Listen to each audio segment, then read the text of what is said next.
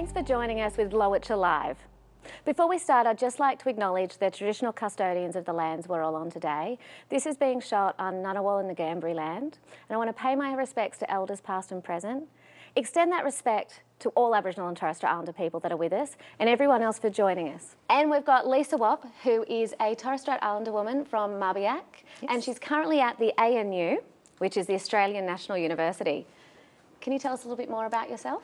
Sure. My people are from Mabiac Island in the western part of the Torres Strait, and I was born and raised in Townsville, where I attended school, and then came down to Brisbane, where I went to uni, and now I'm at the ANU. Fantastic. What were you doing before the ANU? So, a few things. I worked at Menzies for a long time, Menzies School of Health Research in the Brisbane office for about 8 or 9 years under the leadership of Professor Gail Garvey, who's been my long-term mentor. So I did my PhD at Menzies, and before that my Master of Applied Epidemiology. Oh, fantastic. So how did you get into research?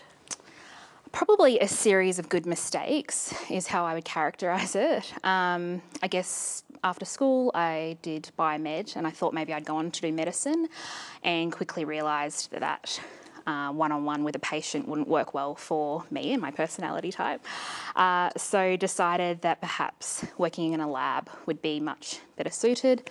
I had a cadetship at the time. I was getting work experience in different laboratories, and that's when I met Gail, and really she introduced me to the kind of world of research and really population health. And I like that idea of big system change. And, you know, I'm really not here for incremental change for Aboriginal and Torres Strait Islander health. I'm here for big change, and that's why I kind of got into research, I suppose. We have been waiting 200 plus years. So, yes, it's been a while. Yeah. So you talk about Gail being one of your mentors. How important do you think that there are actually people, you know, ahead of us in the research space that can mentor and support emerging researchers? Oh, I think it's critical because you need to see what's possible in front of you. And I think it gives you permission to dream about what's even more in front of those mentors that have been there. So to think even bigger than what probably someone like Gail could imagine. I think that's what I love about the collective coming through now. And I think for me too, I'm really not interested in being the one, but absolutely bringing the people with me and army with me. And I think there is a really amazing collective of Aboriginal and Torres Strait Islander researchers now, and I'm excited to see where that can take us in terms of innovation and doing things differently than what's been done before. Yeah. And you talk about innovation and doing things differently. How do you think as Aboriginal peoples, our culture and our Indigenous knowledges allows us to do that? Well, I think you know, we've survived, so we're adaptable, we're incredible critical thinkers, we understand how the world operates, and I think that we have been able to sustain and emerge in certain institutions, say for example universities or the health sector, whatever that might be, but now it's about really understanding, well, just being present's not enough, but actually doing something that's different that can not just help our people, but also health of all Australians or people around the globe. Fantastic. So how did you get in contact, like how did you get engaged with the Lowitja Institute? It's been racking my brain a little bit. So I think originally part of my cadetship that I had during my undergrad was funded by the CRC. And then Lowitja came out of that, obviously, and then they gave me some money to QIMR Berghofer, which is where I was after my undergrad, and I had kind of like a 3-month gig helping to write a Centre of Research Excellence with a bunch of researchers, and so I got really good experience really early about grant writing. I think it's been really helpful for me, but yeah, that was kind of my first gig, and then since then just had a long history with the mob there, and obviously we'll always do anything for Auntie Pat, whatever she asks me, hence me being here. Can't really say no, can you? Yeah, that's right. So, I mean, obviously you've gotten into research. What really excites you about research?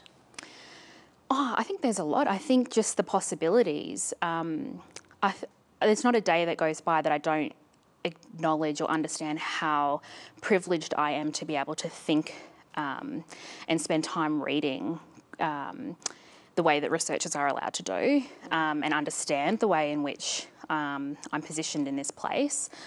So, as I said before, I guess the collective of people coming through, what we can achieve in the future, that's what really excites me, and thinking differently, I suppose, and understanding that research traditionally has been for people that perhaps were medical doctors or a very specific, health profession, and just knowing that all of us are researchers in our own way. And I love kind of bringing back the human experience to Indigenous health, and I think that's what we bring as Indigenous people, that we humanise the health experience. Yeah.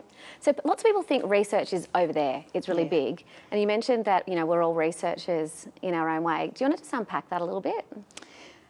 Yeah, I guess I'm just thinking about the criticality that you need to be a good researcher.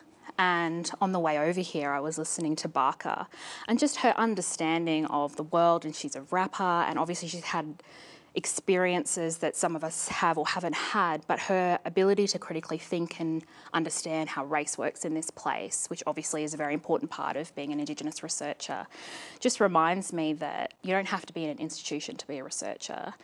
And I think it's community that's really showing us how research works properly, and it's for us to be able to be in service to community in order to do good research. Absolutely. And you talked about how Indigenous researchers humanise the research experience. How do you think we do that? Well, I think we are in a system, in a colonial setting, that tries to remind us that we are not human in this place. And so it's through our resistance, whether that be turning up at an institution like the ANU for me and knowing that my very presence there is a form of activism.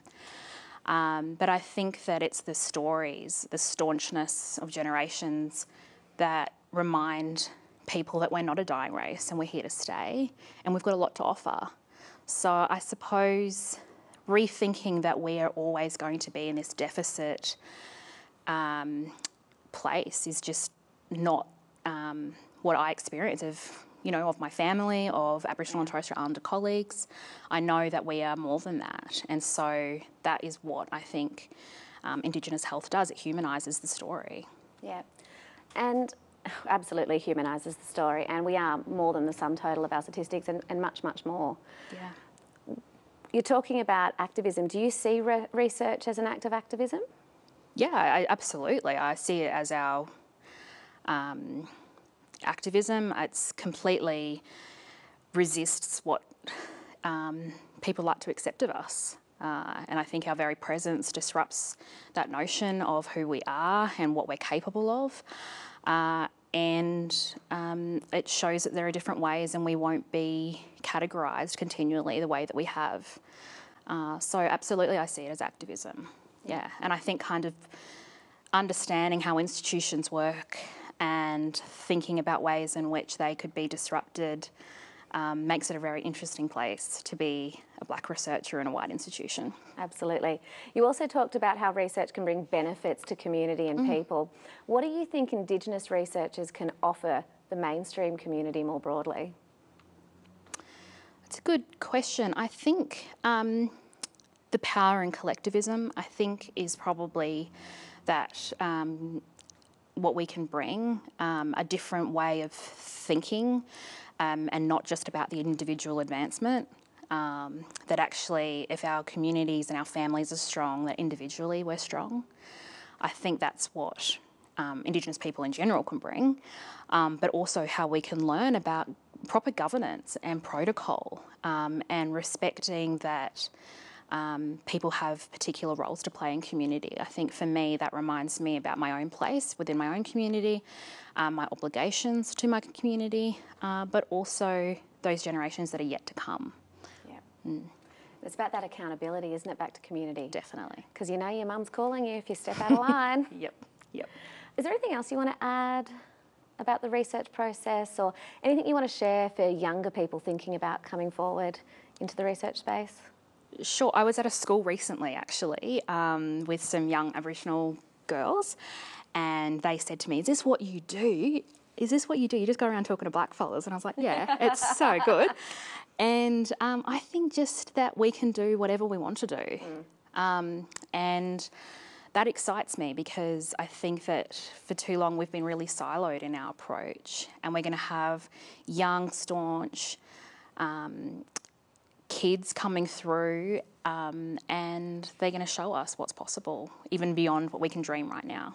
Fantastic. One other question, just is there any quotes of inspiration that you kind of draw from? Yeah, not really. I don't know if I'm kind of the just get on with it type of person. And I think in everything I do in terms of research, I think about the so what. So I never do anything unless I can understand what that is for and how it's going to change something. That's important to me, particularly as an epidemiologist, because there's been a lot of just descriptive work that's been incredibly detrimental to mob. Shall we go with your earrings? Sovereignty never ceded? Sovereignty never ceded. Yeah, and I think actually, what makes me think about just thinking about our place in institutions is Toni Morrison's quote from Beloved, love is or it ain't. Thin love ain't love at all. And I think that reminds me that we can be, the shiny black fella in institution, but I know that's not real love, and we have to remember that. Yep. My favourite quote, I'm not much for quotes, my favourite quote is, well-behaved women rarely made history. Yeah, that's for sure. And I'm not very well-behaved, and I suspect you're probably not either. Not really. Fantastic. Well, thank you for coming. Thank you.